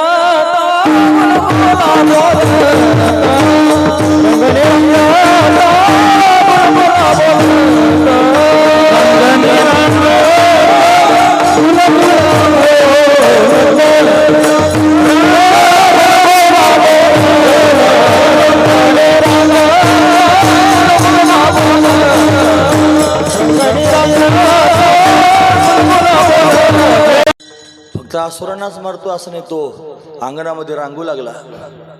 रांगता रांगता गुलगुलू बोलू लागला महाराज. गुलगुला बोलत आणि गुलगुलू बोलता बोलता पायाखाली असुरांना मारू लागला. असुर रुळत चरणतळे अशी अवस्था. यशोदा राणीला फार आनंद वाटू लागला. कन्हैया रांगतोय, तळवे तळहात टेकीत, डाव्या गुडघ्याने रांगत, रंगणी रंगनाथ तो म्या देखील असं रांगू लागला. रांगता रांगता लीला करू लागला. रांगत रंगणी चोरीत लोणी धावणी धरिती गवळणी बांधिती चरणी देती गाराणी यशोदे सासणी दही तुला भक्षणी कमाल मिळे नवल केलं सासणी आड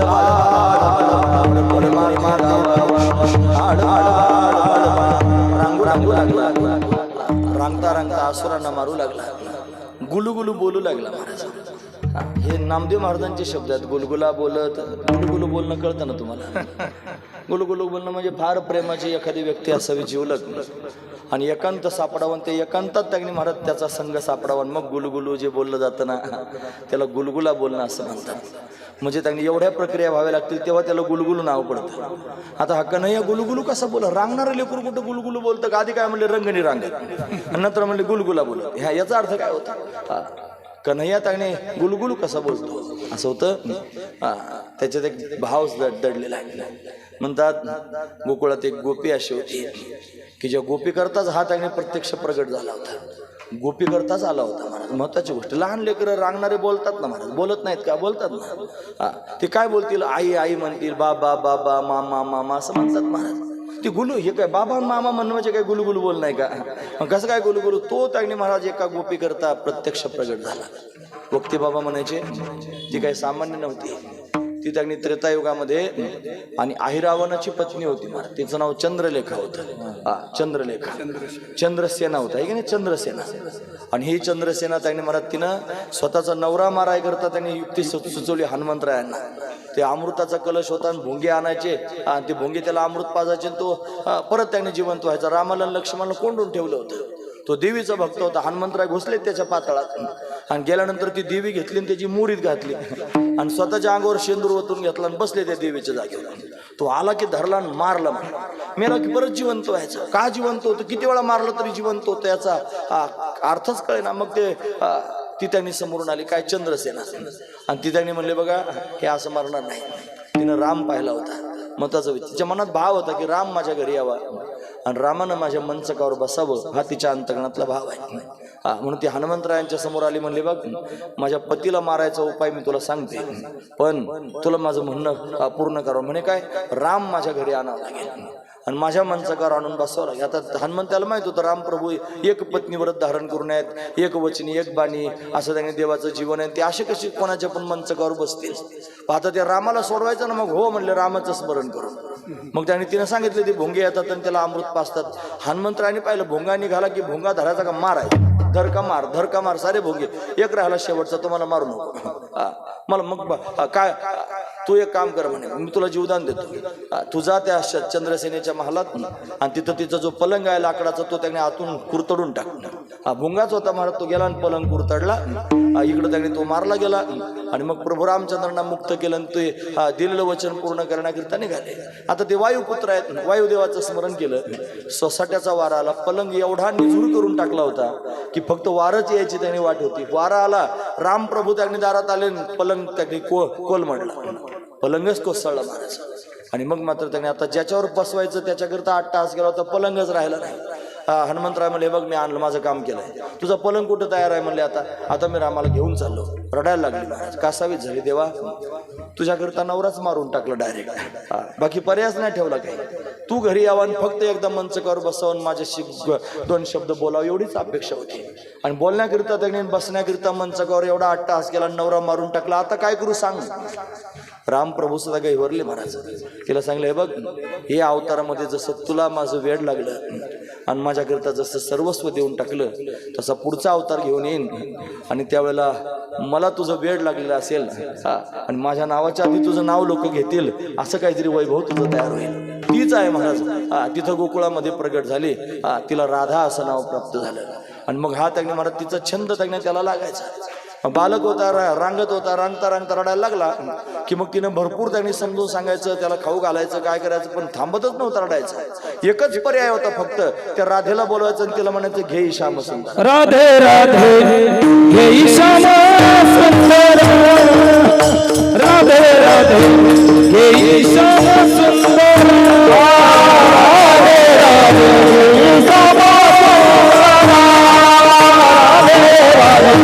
घे श्याम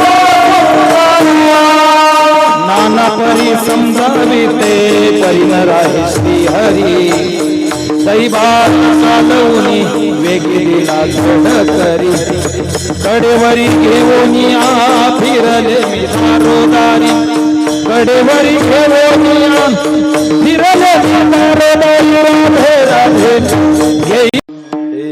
राधे घे श्याम सुंदरा, श्याम सुंदराला घे. झडकरी आपुल्या अन्यज मंदिर तुझ्या घरी घेऊन जा. असंच व्हायचं महाराज. तो रडायला लागला की तिला बोलवायचं आणि म्हणायचं, हे राधे राधे घे श्याम सुंदरा, राधे राधे घे श्याम सुंदरा. या श्यामाला घरी न्यावं आणि घरी नेऊन त्यांनी महाराज आपल्या मंचकावर बसवा. बघा बरं काय प्लॅन होता आधीच. मंचकावर बसवण्याकडे तर 8 तास होता. नेऊन मंचकावर बसवायचं आणि त्याच्याकडे पाहत राहायचं हातातले सगळे कामं टाकून आणि पुन्हा त्याची विनंती करायची, कान्हा काय छान दिसतोस नाही, असं वाटतं तू असाच मोठा व्हावास आणि माझ्याशी त्यांनी महाराज बोलावंस असं सारखं मला वाटतं. एक दिवशी घरात कोणीच नव्हतं. कन्हैयाला घेऊन गेली होती. कन्हैयाला मंचकावर बसवलं होतं आणि अशीच विनंती करत होती. चमत्कार झाला महाराज. तो छोटासा रांगणारा कन्हैया, रांगत रंगणी, तो त्याने मोठा झाला आणि गुलगुलू बोलायला लागला तिच्याशी महाराज एकांतात. हे सांगायचं नामदेव महाराजांना, रंगणी रांगत गुलगुला बोलत गुलगुलू बोलू लागला. दरवाजा बंद आहे. कन्हैया मोठा झालेला आहे. तिला फार आनंद झालेला आहे. इतक्या सासूबाई आल्या महाराज. आता सासू येतच असते. ती आली की तिने दरवाजा त्याने वाजवला, ए सुनबाई. तिला लक्षात आलं त्याने आता सासू बाहेर आली आणि आवाज येत होता ना मोठ्या माणसाचा बोलण्याचा. ही त्यांनी गप्पा मारते, कोणतरी मोठा माणूस घरात आहे. सासूला त्यांनी महाराज घरची कुटी खातील अशी त्यांनी संशय येण्यासारखं झालं ना महाराज. मग काय करायचं. आता तिला कळालं सासूबाई आल्या. हे कन्हैया, अरे तू लहान हो, माझी सासू आलेली आहे. तो म्हणला, हे बघ माझ्या आईनं मला मोठं व्हायचा मंत्र शिकवला होता, त्याच्यामुळे मोठं व्हायचा मंत्र म्हणून मोठं झालं. आता मला लहान व्हायचा मंत्र येत नाही. आता मला लहान होता येत नाही. म्हणे कान्हा तुझ्या पाया पडते. त्यांनी माझा जगण्या नांदण्याचा प्रश्न आहे, असं करू नकोस देवा, लहान हो. भगवान त्यांनी महाराज तिची ती व्याकुळता पाहून बालरूप धारण करून प्रगट झाले आणि मग सासूबाई घरात घेतल्या. कोणाशी बोलत होती सांग. ती म्हणली कान्हाशी बोलत होती. मला मोठ्या माणसाचा आवाज येत होता. ती म्हणली अहो कोणी मोठे माणूस नाही घरामध्ये. घराला कडी लावली तिने आणि सगळं घर फिरून त्यांनी पाहून आले. कोणी सापडलं नाही घरामध्ये. हा कान्हाच घरामध्ये होता. मग मात्र सुनबाईचा रोबाब वाढला. म्हणजे तुम्हाला सांगत होते, खरं सांगितलं तरी पटलं नाही. तुम्ही आता 60 वर्षाच्या होऊन गेल्या. असं होतं, साठी बुद्धी नाठी होती ना, त्याच्यामुळे तुम्हाला त्यांनी असं झालं असेल अशी लागली रुबाब करायला महाराज. पण कन्हैया मात्र तिच्याशी गुलुगुलू बोलत होता. एवढंच नाही, पायाखाली असुरांना मारत होता. दैत्यो नामना तृणावर्त कंस भृत्य प्रणोदिता चक्रवात स्वरूपेन जहारासीन वर्भकम. तृणावर्त त्यांनी मारला. शकटासुराला लात मारली महाराज आणि त्याचा उद्धार करून टाकला. असे अनेक असुर भगवंतानं मारले. हा त्यांनी कन्हैया रांगता रांगता उभा राहू लागला. उभा राहता राहता चालू लागला. चालता चालता पळू लागला. पळता पळता मित्रांबरोबर खेळू लागला. सगळे मित्र अतिशय प्रेमाचे आहेत. आईनं सुंदर असणारा शृंगार कन्हैयाचा करायचा. स्वतःच्या हातानं त्याला स्नान घालायचं. त्याला पितांबर नेसवायचा. त्याच्या कमरेला शेला बांधायचा. मांडीवर बसवायचा. त्याची केशभूषा तयार करायची. माथा बाबर झोटी. त्याच्या डोळ्यात काजळ घालायचा. आकर्ण असणारे नेत्र आहेत महाराज. कानापर्यंत विस्तारलेले डोळे. कमलनयन असणारा भगवान त्याच्या डोळ्यात तिनं काजळ घालावं. कपाळाला त्यांनी महाराज चंदन लावावं. त्याच्यावर केशराची उटी अशा पद्धतीने द्यावी. कानामध्ये कुंडल आहेत. मनगटात मनगटे आहेत. दंडामध्ये बाजूबंद आहेत. गळ्यामध्ये त्यांनी सुंदर असणाऱ्या माळा, त्यांनी पुष्पमाळा, वैजयंती माळा त्याने गळ्यात घातलेल्या आहेत. आणि मग त्यांनी महाराज मांडीवर घेऊन बसायचं आणि हातात लोण्याची वाटी घेऊन त्याला भरपूर लोणी खाऊ घालायचं. लोणी खाऊन त्याला ढेकर यायचा. ढेकर आल्यानंतर वाटीत थोडंसं लोणी शिल्लक असायचं. तोंडाला लोणी लागलेलं आहे. हातात त्यांनी लोण्याचा तो उंडा घ्यायचा आणि मग त्यांनी महाराज मैयाकडे बघायचं. म्हणायचं मैया मी मित्रांबरोबर खेळायला जाऊ. मग तिने सांगायचं जा. मग लोण्याचा उंडा हातात घेऊन सगळ्या गावात त्यांनी फिरायचं. हे पेंद्या वरद्या वाकुड्या सुदाम सुदाम मधुमंगल मनसुख गोगड्या हाकड्या करायच्या. मोठ्या मोठ्यानं आरडाओरडा करायचा. गोपाळ काय बहिरे होते काय ऐकू येत नव्हतं. मग का बरं आरडाओरडा करायचं. सगळं गाव जागं करायचं. मी आलेलो आहे. सगळ्याला जाणीव झाली पाहिजे ना आता मी आलो म्हणून. मग सगळ्यांना जागं करायचं. आणि मग त्या गोपिकांनी हातातली कामं टाकायची. कोणी दरवाजात, कोणी खिडकीत, कोणी वट्यावर, कोणी गच्चीवर त्यांनी उभं राहायचं. याला असं त्यांनी महाराज डोळे भरून पाहायचं. आणि पाहायचं नाही फक्त, त्याला पाहून त्यांनी स्वतःला विसरून जायचं. अशा सगळ्याची सगळ्या गवळणी या भगवंताला पाहून त्यांनी भुलल्या. हातात लोण्याचा उंडा आहे आणि गवळणींकडे त्यांनी पाहतोय. त्या त्यांनी भुलून गेल्या महाराज वर्णन करून. नामा मने हाती लोणियाचा उंडा. नामा मने हाती लोणियाचा उंडा.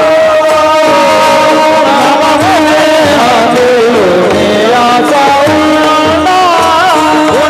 नामा मने हाती लोणियाचा उंडा. नामा मने हाती लोणियाचा उंडा.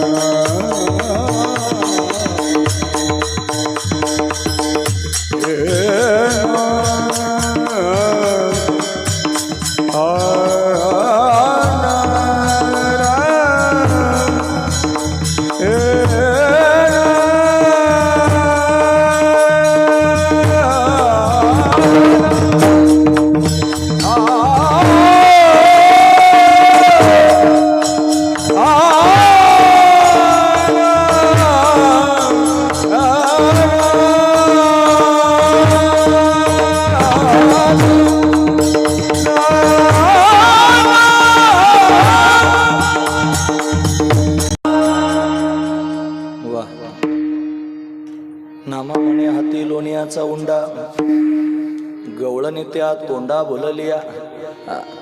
त्याच्या मुखकमलाला पाहून गवळणी बोलून जाव्यात.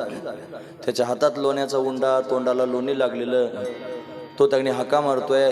त्याचा तो आवाज ऐकून सगळ्या गोपिका त्याने महाराज स्वतःला विसरून गेल्या. प्रत्येकीच्या मनात विचार यायला लागले, काय भाग्यवान आहे नाही यशोदा, तिच्या अंगा खांद्यावर खेळतो काय, तिला एवढा आनंद देतो काय, तिच्या हातचं लोणी खातो काय. आपल्या घरी आलं तर किती चांगलं होईल नाही, आपल्या घरचं यानं लोणी खाल्लं तर किती चांगलं. मनात मनात भाव आहे, ते तोंडात बोलून नाही, मनातली मनात आहेत. त्या मनातली मनात म्हणतात हा मन कावडा आहे, म्हणजे मनातलं जाणणार आहे.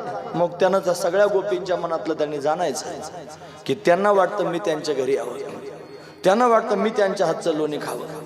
मग काय केलं पाहिजे, काही तरतूद केली पाहिजे ना. मग सगळे गोपाळ जमा करायचे आणि त्या सगळ्या गोपाळांबरोबर त्यांनी खेळायचं.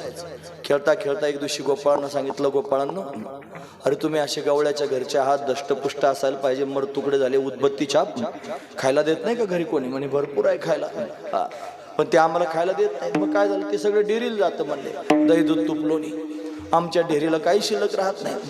मग काय करायचं, मग सगळ्या गावाला त्यांनी ग्रामसभा घेऊन समजून सांगितलं, बाबांनो अरे आपल्या लेकरांना आधी खाऊ घाला मग बाजाराला न्या. कोणी ऐकलंच नाही. मग फक्त सदस्यांची मिटिंग घेतली, सगळे गोपाळ जमा केले. म्हणले बघा घरचे लोक खायला देत नाहीत ना तुम्हाला, आपण एक मंडळ स्थापन करू. काय मंडळ स्थापन, मंडळाला नाव दिलं चौरी विद्या प्रसारण मंडळ. चोरीची विद्या शिकवायची, सगळ्या गोपाळांना शिकवायला लागला. अध्यक्ष झाला मला त्याचा. मग सगळ्या गोपाळांना बरोबर घ्यायचं ना, आता चोरून खायचं म्हणलं, यालं तरी यारे लागे. हा बघ हे माझ्या मागे मागे आजी देतो पोट भरी पुरी म्हणाला तो वरी, हळूहळू चाला कोणी कोणाशी न बोला, असं त्यांनी सांगून टाकलं. आणि मग मात्र सगळ्या गोपाळांना बरोबर घेऊन ज्या गोपीच्या मनात विचार येत होता आपल्या घरी यावा, तिच्याच घरात घुसायचं. मग त्याने असं दूर शिंक लावलेलं असायचं, शिंके लावलेले दुरे होतो तिघांचे मी वरी, तुम्ही वारे दोहीकडे मुख बसरोनी करे, वाहती त्या धारा घ्यारे दोही त्या कोपरा, तुका म्हणे हाती टोका अधिक उदे ने दे का. म्हणून त्यांनी अशा पद्धतीनं सगळ्या गोपाळांना भरपूर खाऊ घालायला लागला. गोपाळही संतुष्ट आहेत, पण गोपिकांच्या मात्र लक्षात आलं की हा घरात येथून चोऱ्या करतो.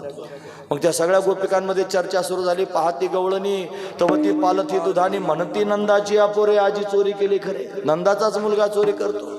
मग यशोदेच्या समोर गारणं सांगायला जायला लागले, यशोदे तुझ्या पोराला काही समजून सांग, आमच्या घरात घुसतो त्यांनी चोऱ्या करतो, गावचा पाटील झाला म्हणून काय गावच बुडवावा, अरे कृष्णा अरे कान्हा मनोरंजन मोहना, असं त्यांनी बोलायला सुरुवात केली. कन्हैया त्यांनी चोरी करतो. यशोदेला कळालं, आता आई आहे महाराज, माझं लेकरू चांगलं वागावं, तिच्या पोटातला भाव आहे, चोऱ्या करतो. कन्हैयाला तिनं पकडायचं आणि कान धरायचा, आणि कान धरून त्यांनी ताकीद करायची, कृष्णा तुला मी ताकीद करीते रे, घरी कुणाच्या जाऊ रे, कान्हा तुला मी ताकीद करीते रे, घरी कुणाच्या जाऊ.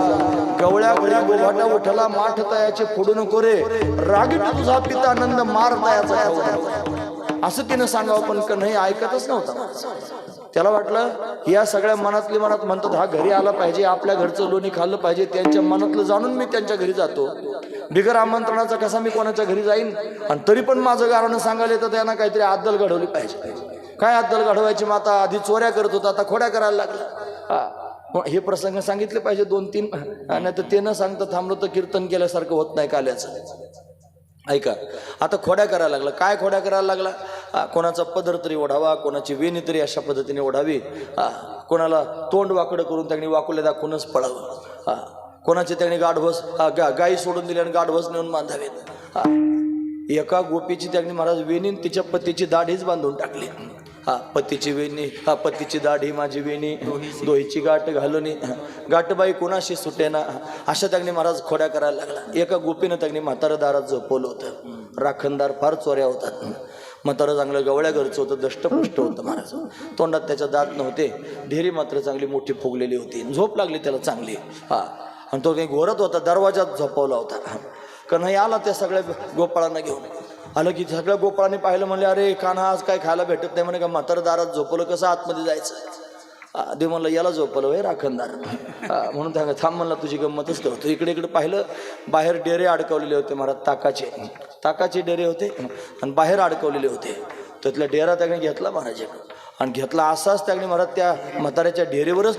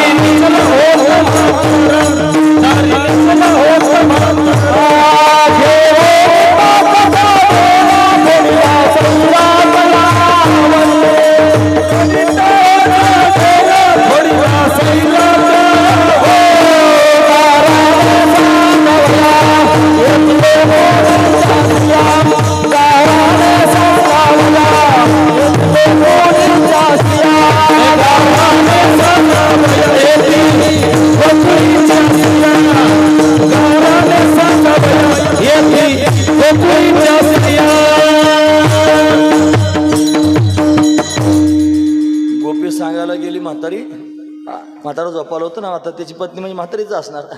ती यशोदे अगं काय सांग तुझ्या पोराला. परवा आला आमच्या घरा, दारी निजला होता म्हातारा, आणून ताकाचा डेरा फोडीला सैरात. उगं माझं कुकू बळकट म्हणून म्हातारं वाचलं, नाही तर कूक केलं असतं म्हाताऱ्यानं, काय पाहिलं असतं. सांग तुझ्या पोराला काय समजून. डेराच फोडला ताकाचा त्याच्या डेअरीवर. बाहेर अडकवला होता डेरा. कशाचा? ताकाचा. ताकाचे डेरे होते ना. म्हणजे दह्यातून दोन गोष्टी निघतात, दही आणि लोणी आहे ना. ताक आणि लोणी निघतं दह्यातून. मग काय दोन टाकणे, एक सार आहे ना का आसार आहे महाराज. त्यातलं जे ताक असतं ना ते काय असतं? आसार असतं. आणि जे लोणी असतं ना ते सार असतं महाराज. मग लोण्याचे डेरे कुठं ठेवले होते? घरात होते. म्हणजे जे सार असतं ते कुठं ठेवायचं असतं? घरात ठेवायचं असतं. आणि जे आसार असतं ते कुठं ठेवायचं असतं?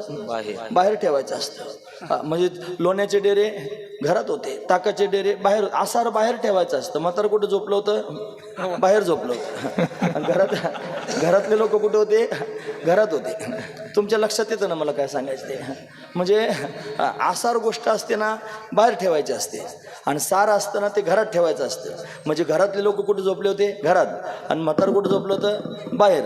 देवाला हेच त्याला समजून सांगायचं होतं, बावळटा अरे सगळा जन्म यांच्याकरता घातला आणि याने तुला आसार समजून बाहेर ठेवलं आणि ते घरात झोपले निवांत, म्हणून तर ढेरीवर त्याच्या ताकाचा डेरा फोडला महाराज. अशा प्रत्येक लिलेमध्ये भाव आहे महाराज. आता तेवढं सांगायला वेळ नाही ना, असू द्या. पण एखादा तरी प्रसंग सांगितला पाहिजे. यशोधरांनी कंटाळली महाराज गाराने.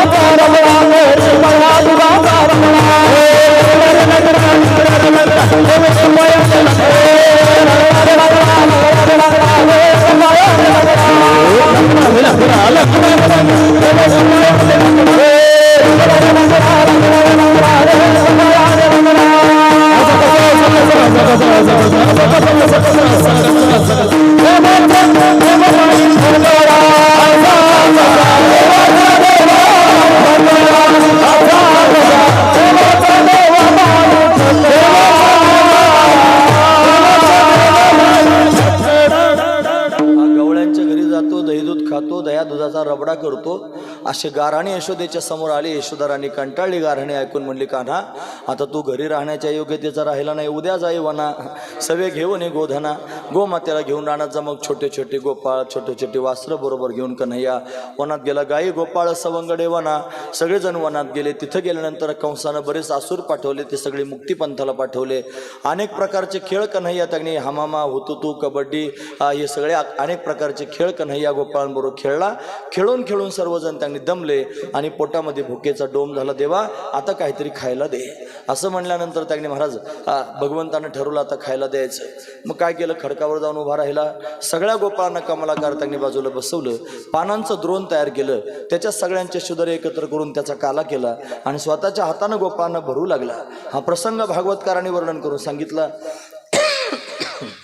हरी विभ्रदवेनुं जठरपटयो शृंगवेत्रे च कक्षे वामे पानो मश्रुण कवलं तत्फलान्यंगुलेषु तिष्ठन्मध्ये स्वपरिसुरधो हासयन् नरभविस्वै स्वर्गे लोके मिषति बभुजे यज्ञभुक्बाल गोपाल कृष्ण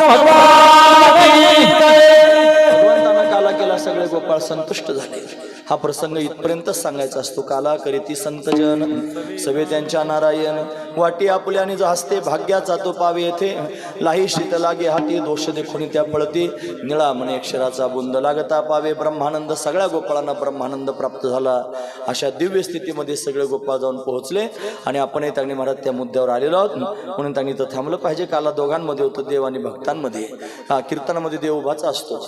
भक्तांची आवश्यकता आहे. कोण्या भक्तांबरोबर भगवान काला करतो? म्हणे वैष्णव निका संभ्रम. निक्या वैष्णवाबरोबर. निक्य वैष्णव कोण आहेत मला माहिती आहे, सांगू का? ज्ञानेश्वर माऊली ज्ञानराज माऊली ज्ञानेश्वर माऊली ज्ञानराज माऊली